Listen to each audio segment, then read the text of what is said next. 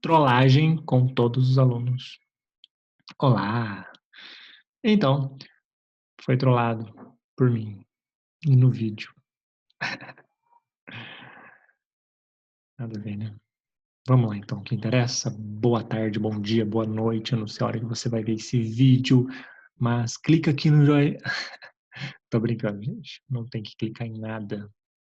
É, Vamos aqui tratar então do nosso resumo semanal, que é referente à página 45 a 54 da apostila, ao qual nós vamos falar sobre a situação do Brasil, né, neste contexto da globalização.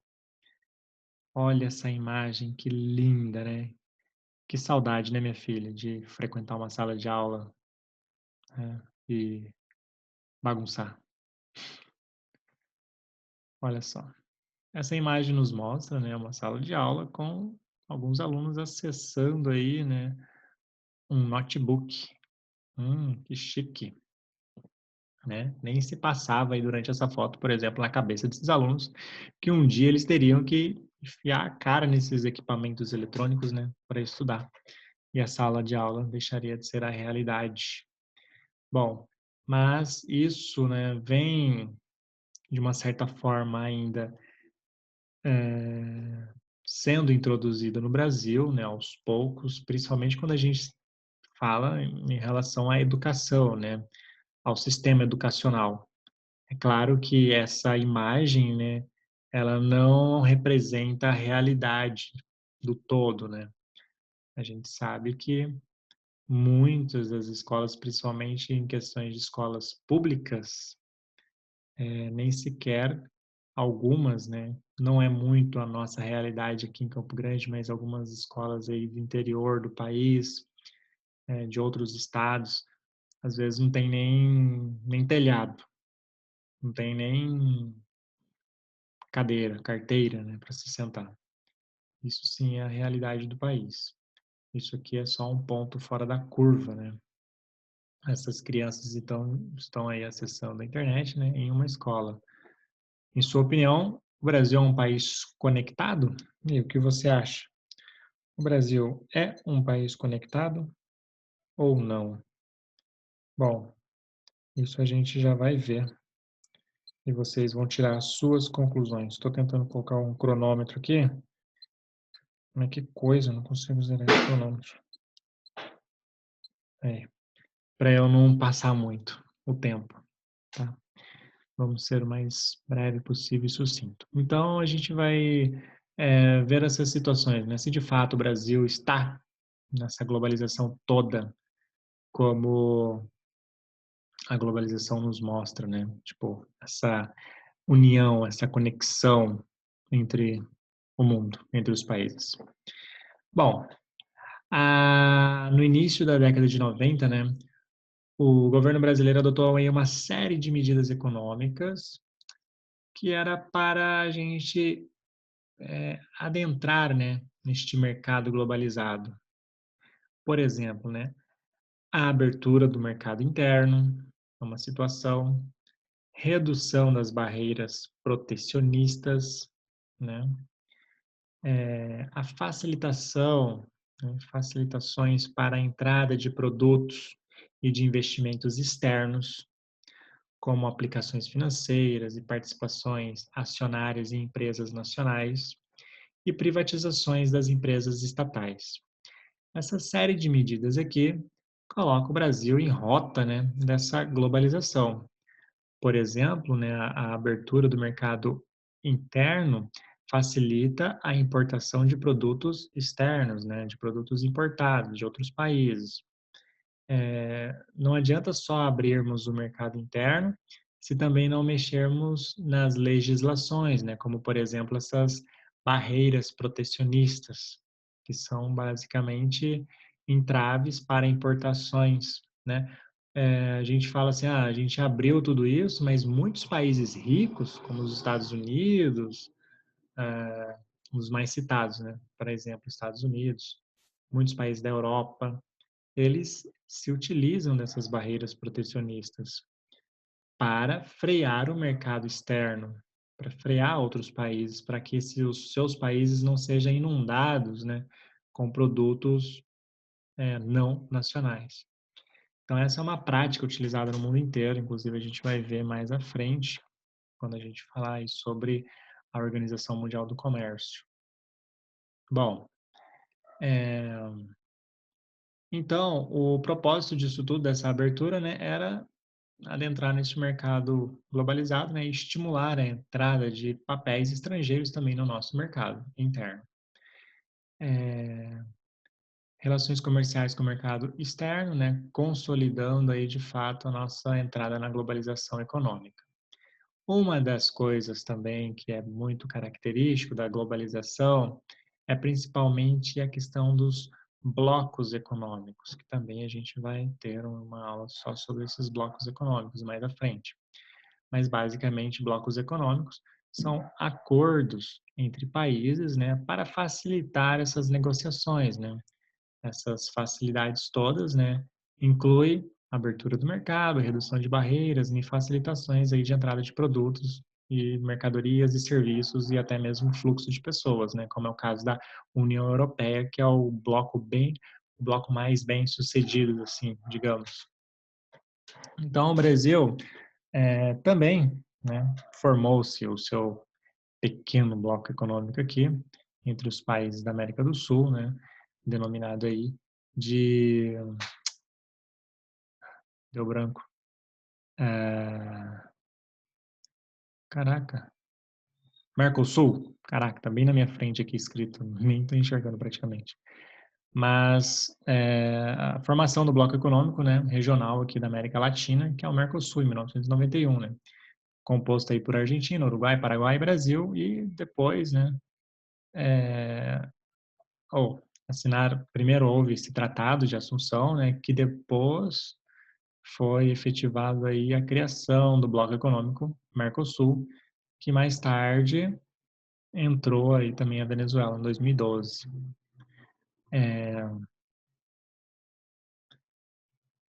Impulsionados então pelo Mercosul, as relações comerciais da América Latina elas se ampliaram, né, a partir das décadas seguintes. Porém, essa abertura toda ela não, digamos assim, que ela não é muito bem estruturada. O Mercosul praticamente é uma relação aí de amor e ódio, né, entre Brasil e esses países, sendo o Brasil o, o líder deste bloco, no caso, né, líder de questões econômicas, né, o Brasil é o maior país, tem a economia maior e tal. Então, o Brasil praticamente é um líder regional da América Latina. Só que, como eu havia dito, esse bloco ele anda sempre em frangalhos, né? Entra governo, sai governo, alguns governos tentam essa aproximação maior e outros governos se distanciam, né? Como, por exemplo, o que nós estamos agora, a gente tem mais um distanciamento, né, do Mercosul. Bom, aqui é um gráfico, né, onde mostra as exportações brasileiras e para quais blocos econômicos, né? A gente percebe, então, que de 1990 até 1998, né, de 90 até 98, para alguns países aumentaram essas exportações, para outros países diminuíram, né? Como, por exemplo, entre a América Latina, que a gente teve um aumento bem substancial, né? De 10% passou para 26%, né? Enquanto outros houve uma redução, porque quando você faz um acordo entre blocos, né, você tem que suprir as necessidades básicas ali, às vezes não sobra para você exportar para outros. Bom, dando continuidade aqui, a gente vai passar agora falando sobre os novos mercados, né? O que que acontece? Com esse nosso bloco meio capenga, acaba que nós buscamos outros mercados, né? E um dos mercados que mais se destaca para o Brasil é o mercado asiático, né? A China, que é um dos principais parceiros econômicos do Brasil em questões de importações, né, e exportações também, né? Nós importamos muitos produtos chineses e nós exportamos também muitos produtos brasileiros para a China, principalmente produtos de commodities, né, que são aqueles bens primários, né, matéria-prima para a indústria fazer o beneficiamento e voltar depois com um valor agregado mais alto. Ainda se tratando, né, de mundo globalizado, né, no final da década de 90, no meio de uma crise financeira, né, foi criado aí o G20, que é o grupo dos 20 países, né, eh, digamos, mais bem-sucedidos. Porque não é os 20 países mais ricos, porque na verdade, primeiro existia o G7, que era os 7 países de fato com a economia mais pujante, né, os 7 países mais desenvolvidos, né? E depois veio o G20, que é a soma, né, dos 7. Depois teve mais um país que entrou no G7, que foi a Rússia, e aí ficou G8. Aí esse G8 mais os países que se agregaram a ele, né? No caso, eu sou horrível de conta, faz as contas aí. Se você tem 8 para 20, falta quantos? 12, né? Então entraram 12 países aí. 12, tô certo? 12. 13, 14, 15, 16, 17, 18, 19, 20. Isso, 12 países. Então, inicialmente era o G7, né, que era composto por Canadá, Estados Unidos, França, Reino Unido, Itália, Alemanha e Japão. Depois, né, um agregado aí que foi a Rússia. Aí se tornava aí o G8, que é os 8 países, né, com a economia mais pujante, os 8 países mais desenvolvidos. E depois foi criado o G20, né, que adentrou aí mais 7 países, que são de economias emergentes, né, que é composto aí África do Sul, aí a Alemanha, que já fazia parte do G7, né, Arábia Saudita, Argentina, Austrália, Brasil, Canadá, que já fazia parte do outro também, China, Coreia do Sul, Estados Unidos, que já fazia parte do outro, França, que já fazia parte do outro, Índia, Indonésia, Itália, que já fazia parte do outro, Japão, que já fazia parte do outro, México, não fazia, Reino Unido, já fazia parte do outro, e Rússia, que também já fazia parte do outro, Turquia.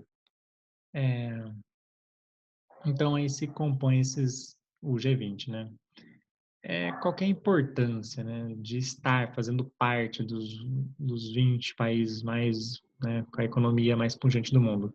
Principalmente nos quesitos de tomadas de decisões, né, globais, tomadas de decisões de ordens geopolíticas, né. Você participando dessas reuniões, você está no centro do poder junto com esses países poderosos. No caso, a tomada de decisão, ela pelo menos vai passar, né, na discussão ali pelo seu país, no caso, no Brasil, né? O Brasil vai participar. Isso é muito importante, porque determinadas deliberações que ocorrem nessas reuniões, muitas das vezes são de cunhos mais voltado a pessoais de cada país, né? E não se importando com o desenvolvimento ou com o bem-estar de outros países. Por exemplo, né? Quando a gente pensa em um país muito pobre que solicita, por exemplo, um empréstimo, por exemplo, do Banco Mundial, né, desses grupos financeiros aí, solicita empréstimo mesmo que seja de um desses países do G20. Quando não há nenhum tipo de, de reflexão entre várias camadas, né, vários patamares, né, ricos e pobres, se for só entre os ricos, os caras vão afundar ali aquele país mais ainda. Além de emprestar o dinheiro, eles vão acabar se afundando mais. Por quê? Junto com esse dinheiro vem uma gama de outras coisas envolvidas. Não é só o dinheiro. Normalmente o país que pega dinheiro emprestado, ele precisa fazer algumas alterações em seu país de ordem econômica e política. Por exemplo, leis trabalhistas que precisam ser afrouxadas, abertura do mercado interno. Isso não necessariamente vai ser benéfico àquele país que pegar esse dinheiro emprestado. Normalmente pode até prejudicar, né? Em se tratando de leis trabalhistas, por exemplo, né? Vamos supor que o Brasil está numa crise e precisa pegar dinheiro emprestado com o FMI, que é o Fundo Monetário Internacional. Para pegar esse dinheiro emprestado, eles vão falar assim, ó, Brasil, a gente até te empresta o dinheiro, mas você vai precisar, né, dar uma afrouxada nessas leis trabalhistas aí, acabar com o 13º, acabar com férias remuneradas. Beleza. Você vai pegar um dinheiro que vai suprir sua necessidade ali, mas depois para frente, né, todas essas revoltas que podem gerar dentro do país por conta de corte, né, de benefícios, né? A população não gosta, né, no modo geral, ninguém fica contente com isso, com cortes, né? Tudo que você já ganhou, o seu direito, a partir dali que querem tirar esse direito, a população meio que se revolta. Então, nesse período também, né, na década de 90 e até os dias de hoje, né, os dias de hoje nem tanto, né, porque a economia global ela tá em recessão, né, por conta da pandemia. Mas um dos grandes países que mais vem se destacando aí é a China, né, um crescimento espetacular ao ano aí, mais de 7% desde os anos 2000 aí, vem crescendo 7%, enquanto o Brasil ali lutando para se manter os 2% e crescendo, né? Não necessariamente porque a gente cresce a 2% que significa que o Brasil é pobre, nada disso. Se a gente parar para pensar profundamente, o Brasil é um país extremamente rico. Nós fomos a sexta economia deste mundo, a sexta maior economia do mundo. Passou para a sétima, oitava, hoje em dia eu não sei se está em qual, tem que dar uma olhada nisso, mas nós estamos ali no ranking entre pelo menos as 10 economias, entre as 10 maiores economias do mundo, no mínimo. O Brasil deve estar em oitavo atualmente. Ou seja, é muito dinheiro. O Brasil é um país extremamente rico do ponto de vista financeiro, mas extremamente pobre do ponto de vista social, né? A pobreza é generalizada. Não adianta toda essa riqueza se não há, né, a capilaridade, né? Não há uma distribuição, né, adequada.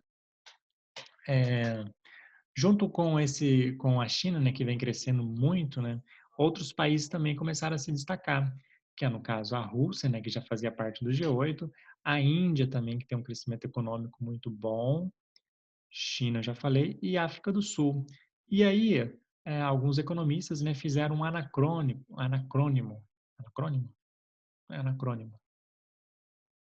Depois se eu estiver errado, me corrija aí. Mas é um anacrônimo da palavra que do inglês, né, que é BRICS, né, que significa bloco, literalmente, formou corretamente aqui. Antes, né, na verdade, a primeira sigla era só BRIC, que era Brasil, Rússia, Índia e China. Depois foi acrescentado o S de África do Sul, tá? Que é South African. Fala em inglês, tá? South African. Então, BRICS é um anacrônimo aí, né, para Brasil, Rússia, Índia, China e África do Sul. E o que tem a ver esses BRICS, né? Quem são os BRICS? Para que eles servem? Basicamente é um grupo de países, né, como a gente pode ver aqui na foto, de economias emergentes, certo? Ou seja, estamos passando ao desenvolvimento, nós somos emergentes. E aqui uma outra característica muito interessante, né? Que você tem uma diversidade gigantesca, tanto cultural quanto econômica, né? E política e tudo mais, de pensamento e tudo. Você tem aqui um indiano, um chinês, né? Um africano, uma brasileira e um russo, né? Vladimir Putin aqui, que está há mais de 20 anos como presidente da Rússia. Outro aqui também da China, que é o Xi Jinping. Esse aqui eu acho que trocou, não tenho certeza. E a Dilma também já saiu fora, né? Aqui, ó. A China cresce acima dos 7%, enquanto o Brasil a 2%, né? E os outros países também vêm acompanhando esse crescimento. É claro que não nesse período de pandemia, né? A gente está falando de uma situação mais passada. Esses países eles têm muitas características semelhantes, né, principalmente na questão econômica que vem crescendo, porém estruturalmente totalmente diverso, né? Países extremamente diversos mesmo. Alguns com profundas crises, né? Situações sociais gigantescas, né? Como é o caso da Índia, da China, o interior da China, por exemplo, né? Que é uma pobreza, assim. As pessoas vivem, mas bem regrada mesmo. Enquanto na Índia é uma questão bem também delicada. A Rússia, né, uma ditadura aí, né, há muitos anos. Na África do Sul já é mais tranquilo, é muito semelhante ao Brasil aqui, né? Tem os seus problemas sociais, mas estamos indo, né? Tá todo mundo indo junto com a maré aí. Claro que, né, o Brasil também não é um dos melhores países em questões sociais, né? A gente tem fome, pobreza, tudo generalizado também. Continuando aqui, agora sim a foto abriu melhor. Eles estão todos, né, em desenvolvimento tecnológico diferentes, né? Ah, cara, para mim, essa é a melhor situação do mundo, né? Do mundo, do mundo. Por quê? Você tem aqui aliado as duas maiores, depois dos Estados Unidos, né? As duas maiores potências militares do mundo, China e Rússia. Ninguém mexe com os caras, ninguém nesse mundo vai mexer com a China ou com a Rússia, nem mesmo os Estados Unidos, né? O louco o suficiente para entrar em conflito com a China ou com a Rússia. A Índia também tem desenvolvimento de mísseis nucleares. A Índia é detentora dessas tecnologias. A África do Sul tem muitas riquezas mineralógicas, né? Assim como o Brasil, né? Mas aqui é uma boa. Eu queria estar do lado desses caras aí, né? Em situação se eu fosse um país, né? Continuando aqui, as diferenças são, né, do campo militar, né? Como a gente já havia comentado.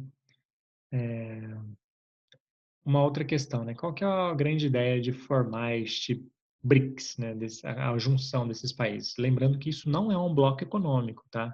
Não é bloco econômico, é apenas uma junção aí, digamos, de investimento, né? A grande ideia, né? O primeiro passo deles era ter aí um capital inicial de 50 bilhões para serem investidos em diversos tipos de infraestrutura em outros países emergentes ou países mesmo que estivessem em situação de quebradeira, né? Por exemplo, eu havia dado o exemplo para você, né? Se o Brasil tivesse uma crise e pegasse dinheiro emprestado com o FMI. O FMI, ele coloca um monte de imposições para emprestar o dinheiro. E a ideia dos BRICS, né, era não fazer tantas essas imposições, né? Deixar os países pegarem o dinheiro, né? Claro, pagarem esse dinheiro que eles pegam, porém sem fazer essas milhões de exigências e imposições que às vezes acabam por não o país não concretizar o recebimento deste empréstimo, né? Porque não aceita devido às imposições e à burocracia. Então, os BRICS, ele estava com a ideia mais de flexibilizar esses empréstimos, tá? Deu uma sumida, né, dos holofortes aí os BRICS, né, por conta desde questões ideológicas, né, do nosso atual presidente, né, não vai muito com a cara aí deste grupo, né, principalmente com relação à China e Rússia, né, são totalmente avessos e mais voltados pró-Estados Unidos. Então, acaba que dá uma dificultada no andamento, né, deste pacto entre esses países. Uma outra situação, né, esse fundo aqui, ele era uma boa forma também de garantir liquidez, né, dos países membros. O que seria essa liquidez? Mesmo se um desses países recebesse investimentos, pegasse dinheiro emprestado, a liquidez é o ato de você ter o dinheiro na mão para quitar esses dividendos, né? Tudo que você pega ou emite de títulos públicos, por exemplo, que a gente já conversou sobre isso, né? Por exemplo, o Brasil emite dívida pública. Eu posso comprar essa dívida pública. Eu comprando, eu tenho como se eu emprestasse dinheiro para o Brasil. Mas se o Brasil quebra e não me paga, né? Como que eu fico? Então, este dinheiro aí também garantiria essa liquidez, né, de pagamentos nessas situações, tá? Estamos com 20 minutos, vamos terminar logo isso aqui. Bom, ele basicamente era para financiar esses projetos de infraestrutura, né, em países que estivessem precisando. Eu acho que aqui, vocês vão ver a atividade aqui, né? Vou passar rapidão para vocês não verem. Aí você vai pausar e vai querer ver, né? Bom, e outras atividades que o Brasil vem se apresentando, né? Neste mundo globalizado, né? O que faz com que o Brasil seja um ator importante neste mundo. Por exemplo, na participação, né, de missões de paz, né, como aconteceu no Haiti, algumas guerras, né, que o Brasil participou, não da guerra em si, mas da pacificação pós-guerra, né, de alguns países da África, como o Congo, o Sudão, a Costa do Marfim e entre outros aqui. Então, aqui a gente está vendo, né, um soldado brasileiro. Não, esse não é brasileiro, não. Não tá com cara de brasileiro. Os caras colocaram aqui, mas soldados brasileiros. Essa farda aqui tá de sacanagem, né? Talvez aquele de trás lá parece que é. Mas essa farda aqui da Marinha também não acho que é não. Porque eu conheço bem as fardas, mas não parece. Tá. Mas o Brasil participou dessas missões de paz, né? Os nossos soldados foram para lá. Eles ficavam em média um ano, né, e depois retornavam. Aqui os lugares que o Brasil, né, participou aí das missões. Outra questão muito importante, né, o Brasil ele é muito importante na questão da desenvolvimento da agricultura, né, as tecnologias. Por exemplo, nós temos a Embrapa, né, que é a empresa brasileira aí de desenvolvimento tecnológico do meio rural. Foi criada em 1970, mais ou menos 71, e ela dedica todos os seus estudos para o desenvolvimento agrícola, né? Agrícola, o desenvolvimento agropecuário no modo geral, né? Não só agrícola, agropecuário, porque envolve tanto a criação de animais quanto o plantio, tá? Então, nos setores agrícolas a gente se destaca, né? Com um dos maiores produtores de soja do mundo, né? Entre ali Estados Unidos e Brasil, né? Nós somos um dos maiores, entre outros, né? Setores também de biocombustível, o Brasil também se destaca com a tecnologia aí do etanol, né, com maior eficiência de aproveitamento, né, da transformação em álcool. Bom, agora a gente vai passar para uma outra parte, que é sobre as telecomunicações, né, que também vem avançando no Brasil, né? A gente abriu aqui essa fala, né, desse vídeo com aquela imagem das crianças lá com os computadores. E esses computadores está tudo nessa pauta da revolução tecnocientífica e informacional, que abraça o mundo todo, né? Mas é claro que não abraça com a mesma generosidade, né? Os países mais pobres, obviamente, eles não têm esse acesso a esses meios técnicos, científicos e informacionais. Aqui está faltando, é científico e informacional, tá? O desenvolvimento da tecnologia, então, vamos ver nesse gráfico aqui. Milhões de acessos ao serviço móvel, né? Isso no Brasil. Em 1994, a gente tinha 0,8 milhões, e aí a gente foi crescendo, né? Até chegar a 280 milhões. Cara, tem mais serviço móvel pessoal, ou seja, telefone, do que pessoas propriamente dito. O Brasil não tem 280 milhões de habitantes. O Brasil tem 210 milhões, 209 milhões, sei lá. Então está passando aí pelo menos uns 60, 70 milhões, né? 70 milhões confortavelmente de aparelhos móveis, ou seja, tem mais aparelhos móveis do que brasileiros, tá? Isso é uma característica também, né, dessa facilidade toda das tecnologias. Por exemplo, né, no ano de 94, cara, eu mesmo fui ter telefone, sei lá, nem me recordo.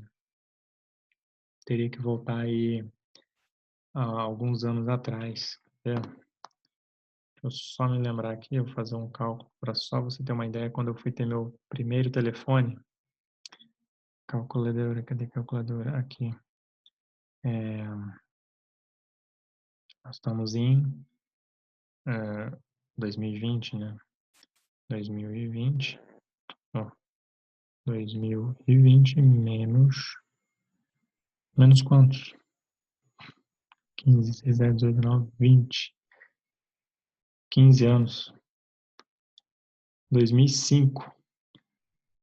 2005 para 2006, né, que eu fui ter meu telefone, meu primeiro telefone. Eu fazia parte dessa estatística aqui. Hoje em dia, criancinhas aí já nascem, já o pai já dá um telefone na mão da criança.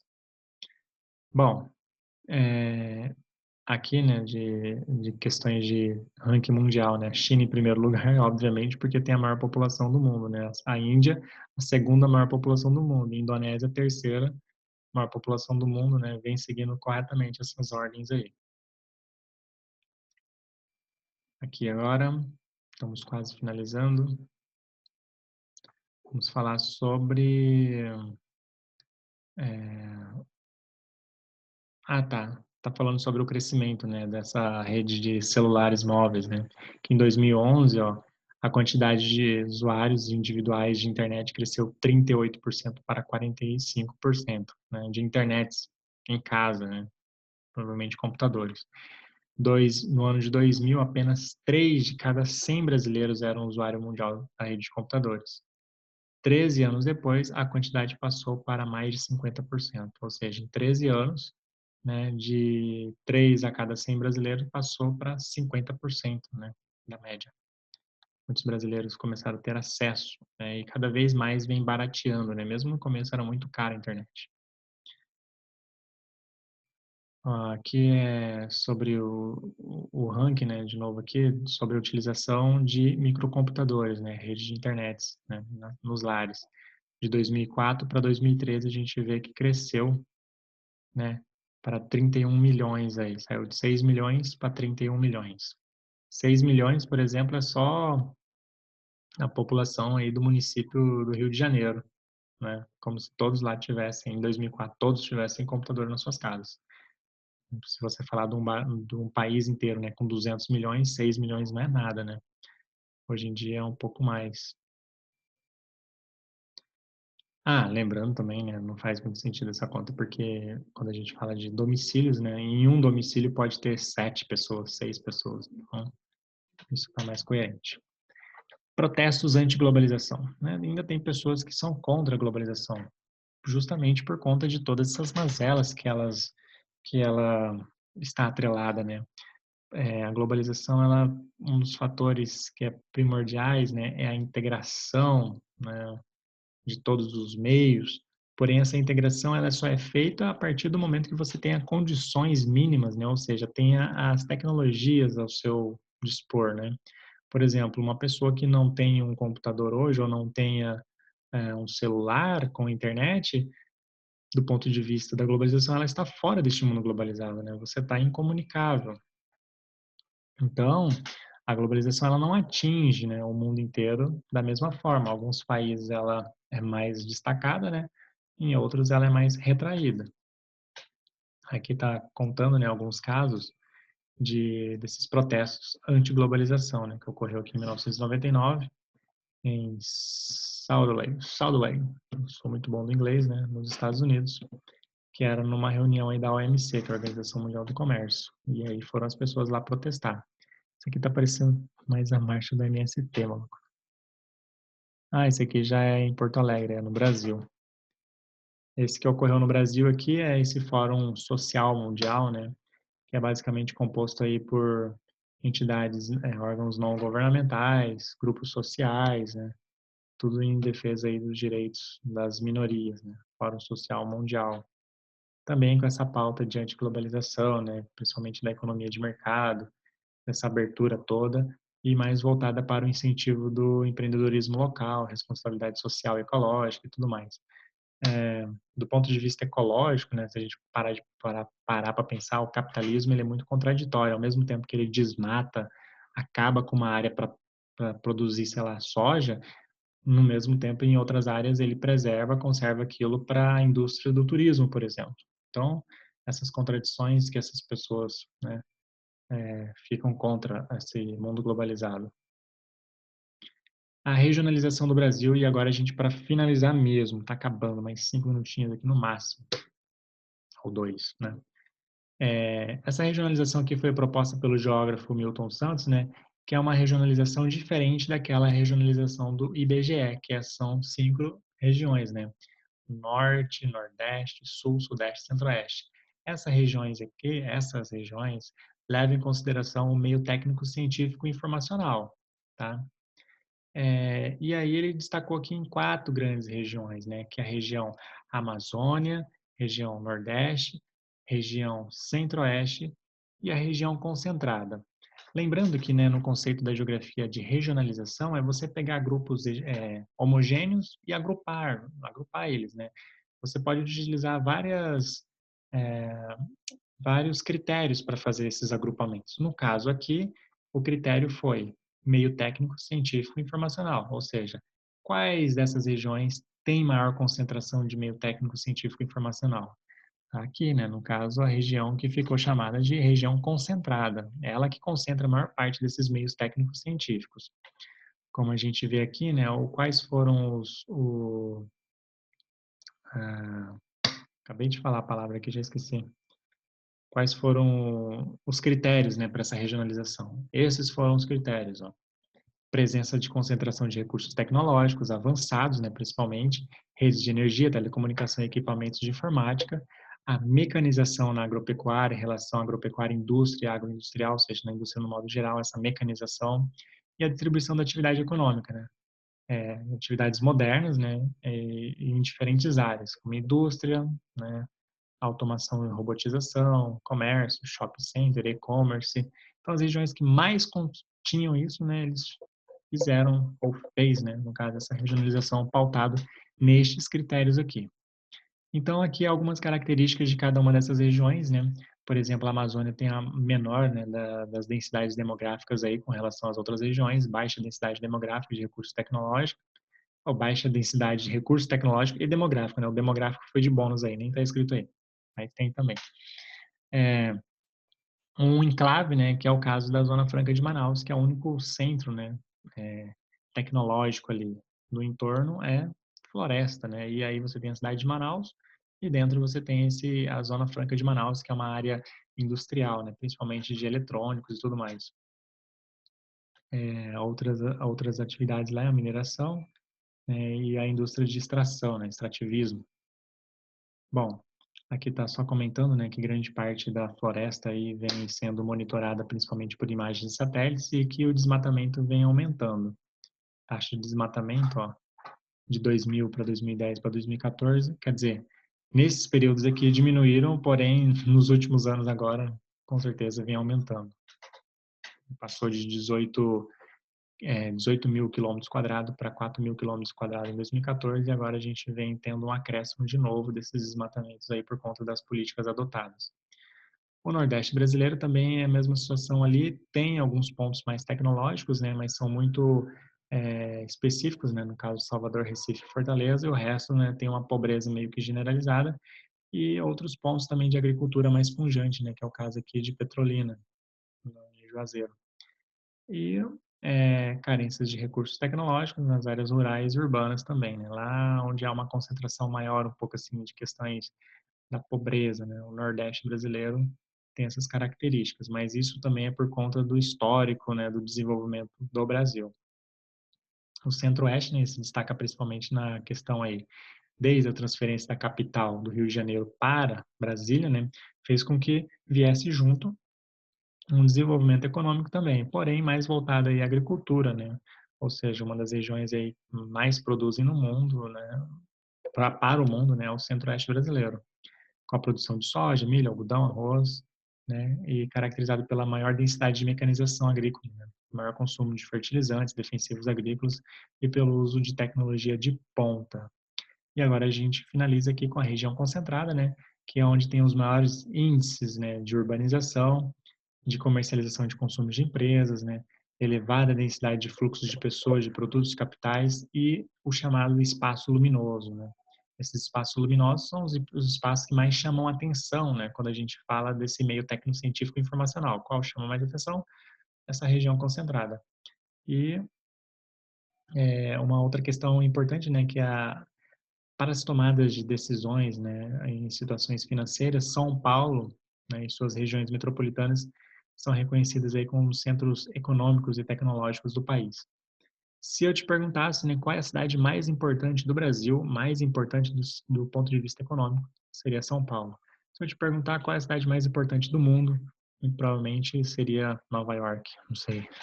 Mas São Paulo é a cidade mais, digamos, importante do Brasil. E a gente finaliza aqui e depois a gente, na próxima, né, próxima semana a gente fala sobre esses outros itens aqui. Muito obrigado por assistir esse vídeo. Qualquer coisa, comente aí, fale aí, manda mensagem para mim e eu te respondo, ok? Thank you. Bye.